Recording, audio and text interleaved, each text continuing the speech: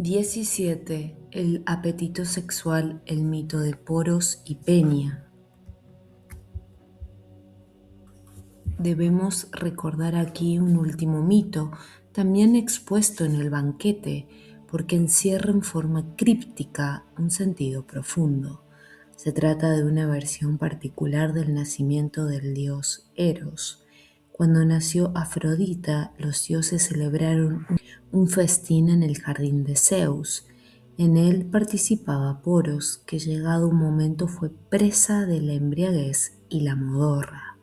Aprovechándose de aquel estado, Peña, que se había quedado junto al jardín porque había ido a mendigar, se las arregló para que Poros se uniese con ella, pues había urdido tener un hijo de él. Así nació Eros. Se han propuesto varias interpretaciones de Poros y de Peña. El significado más profundo confirmado por todo el pasaje es que Poros expresa la plenitud, o sea, metafísicamente hablando, el ser, y Peña la indigencia, la privación de ser.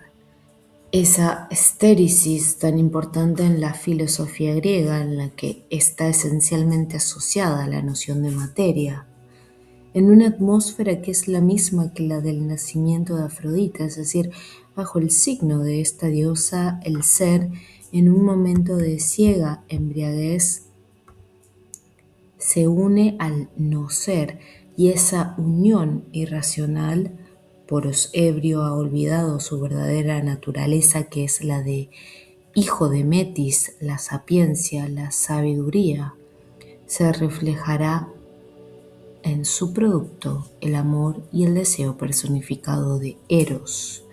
Desde este punto de vista, Eros presenta también el carácter intermedio, ambivalente del que hemos hablado.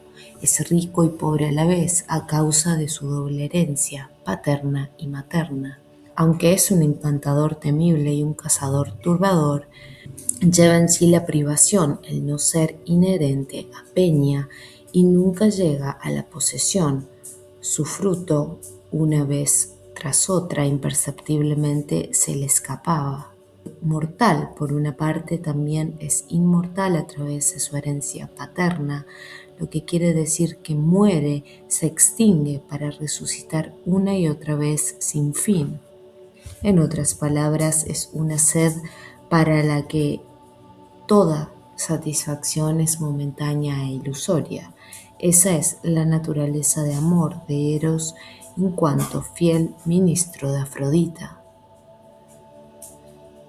Así explicado, y si eliminamos ciertas referencias intelectualizantes que se encuentran en la exposición de Platón, el mito del nacimiento de Eros es de una profundidad indiscutible.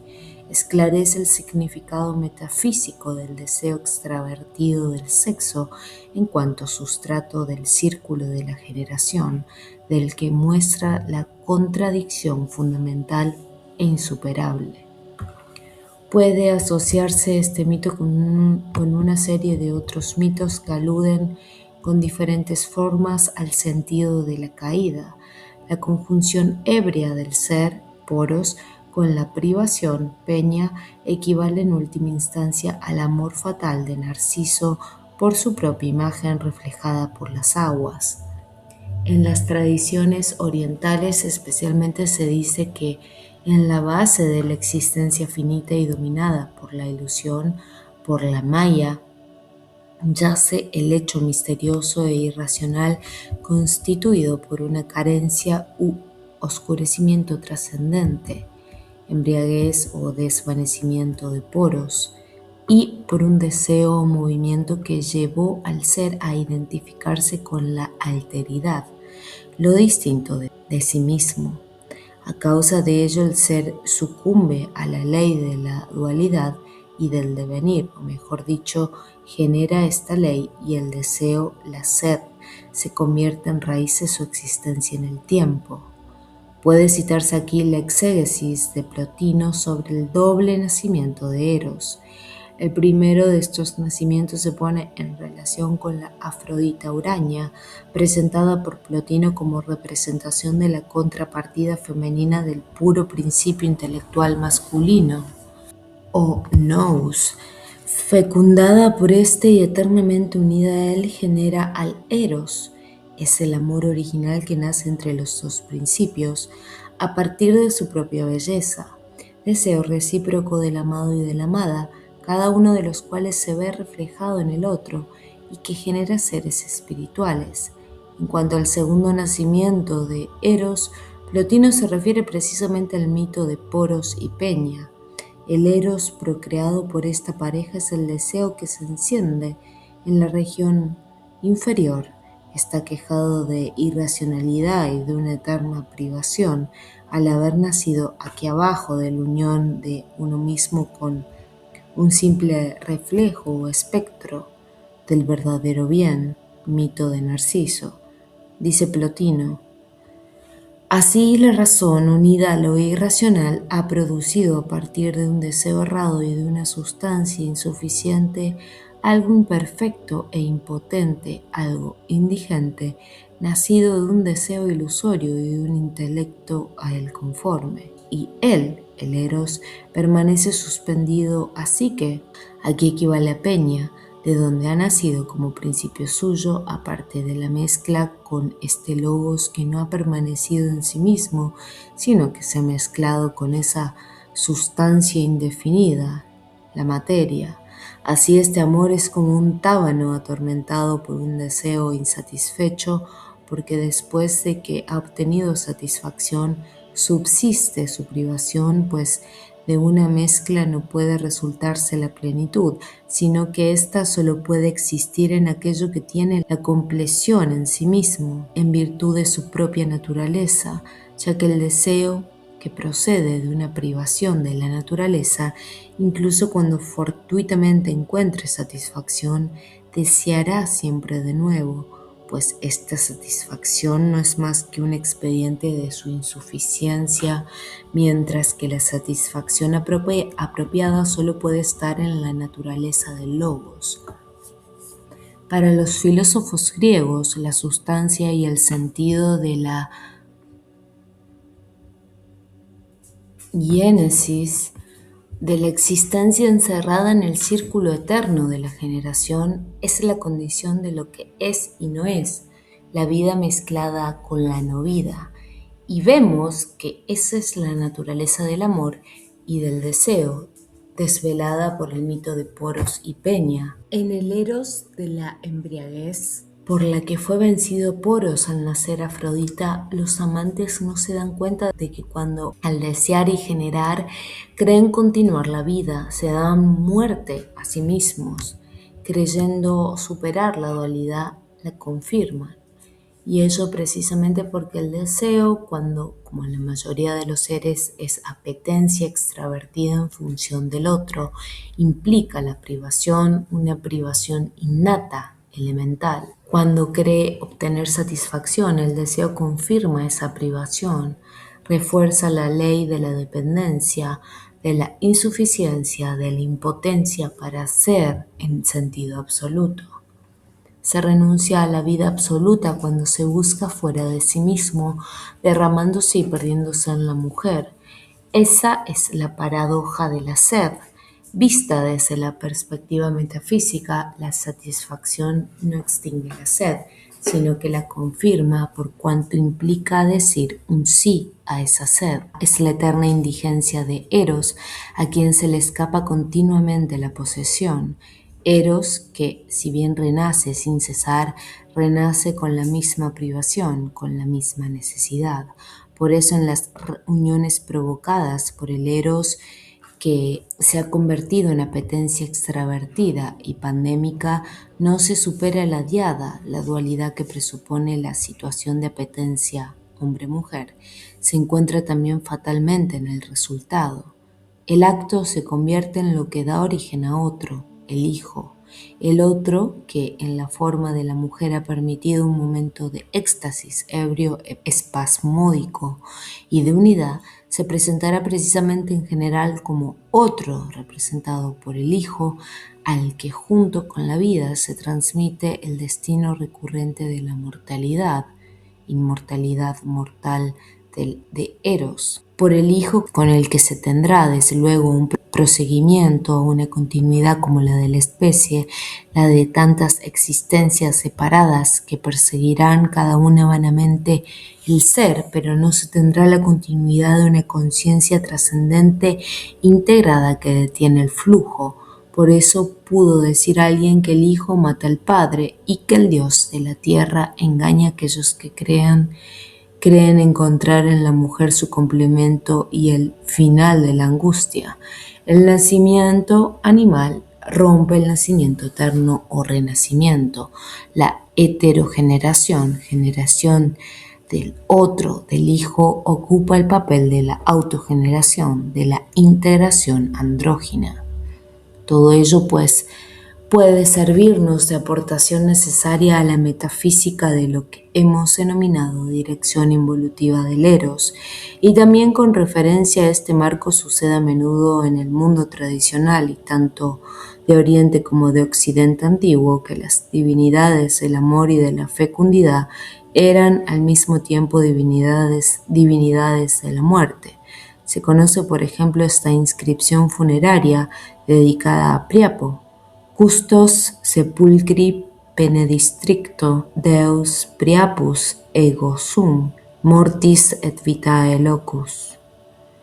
Se puede hablar aquí de una de las interpretaciones posibles de otro mito griego bien conocido, el mito de Pandora, el encadenamiento de Prometeo, a quien Zeus le quitó de nuevo el fuego. Tiene por contrapartida el don que los dioses hacen a Epimeteo, hermano de Prometeo. Le conceden a Pandora, la mujer del deseo, objeto de una esperanza que será frustrada. A Epimeteo, aquel que se da cuenta demasiado tarde, hay que considerarlo en realidad no como un ser divino, sino como otro aspecto del Titán, también titánico, pero menos inteligente que Prometeo. Aquí es como si los dioses hubieran encontrado el medio de prevenir la tentativa prometeica emprendida en la forma propia del Eros. Pese a la advertencia de Prometeo, Epimeteo acepta el don, o sea, a Pandora, se deja fascinar por ella, goza de ella sin darse cuenta del engaño que le tiende su deseo, ante lo cual ríen los olímpicos. En la caja de Pandora, en la que así se llama porque parecía aunar los sones de todos los dioses, no queda más que la engañosa esperanza. Dice el mito que con Pandora se cierra una época, por medio de la mujer del deseo, entra en el mundo la muerte. Esto permite entender la razón de la condena de la mujer y la sexualidad pronunciada por quienes buscan alcanzar la inmortalidad y superar la condición humana por la vía directa de la ascesis. Es en un contexto de este tipo, no en el del platonismo, donde puede oponerse un eros a otro eros, dejando aparte lo que diremos al comienzo del capítulo 6 sobre el fluir en lo alto y sobre el régimen de las transmutaciones. Encontramos aquí el marco antes definido.